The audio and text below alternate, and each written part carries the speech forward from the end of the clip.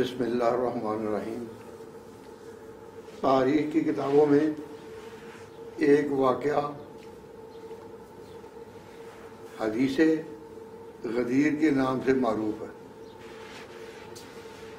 حدیث غدیر کے نام سے معروف ہے۔ نبی پاک صلی اللہ علیہ وسلم نے جب حجۃ الوداع کیا تو حجۃ الوداع سے فارغ ہونے کے بعد مسلمانوں کے قافلے جو مختلف اطراف میں جا رہے تھے، اس دوران مدینے کا قافلہ حضور کی قیادت میں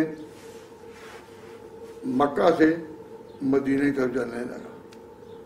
جب جا رہے تھے تو رستے میں ایک مقام آیا جس کا نام ہے غدیر خم۔ غدیر عربی زبان میں کہتے ہیں تالاب کو۔ وہ تالاب خم کے طور پر معروف تھا، وہاں مسلمان ٹھہرے۔ وہاں حضور اکرم صلی اللہ علیہ وسلم نے ایک اعلان کیا۔ وہ اعلان کس سے متعلق تھا؟ دوران سفر کسی کی حضرت علی سے کچھ کھٹ پٹ ہو گئی، کوئی ایسی بات ہو گئی جو ذرا کشیدگی کا موجب تھی، تو حضور اکرم صلی اللہ علیہ وسلم نے اس کو دور کرنے کے لیے اپنے علی کے ساتھ تعلق کا اظہار فرمایا، اور آپ نے فرمایا کہ جس کا میں مولا، جس کا دوست میں ہوں، علی بھی اس کا دوست ہے۔ یعنی جس مسلمان نے علی کو ناراض کرنے کی کوشش کی، یہ اس کا عمل غلط ہوگا۔ اگر مجھے دوست رکھتے ہو تو علی کو بھی دوست رکھو۔ یہ بات صرف اس غلط فہمی کو دور کرنے کے لیے تھی، اس کا جانشینی سے کوئی تعلق نہیں تھا۔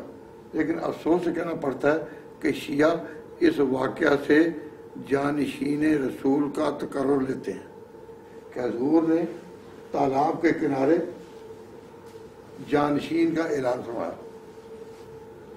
آپ خود ہی بتائیں کہ سلطنت کی جانشینی کا مسئلہ کوئی معمولی مسئلہ ہے کہ اس کو کسی کونے میں حل کیا جائے؟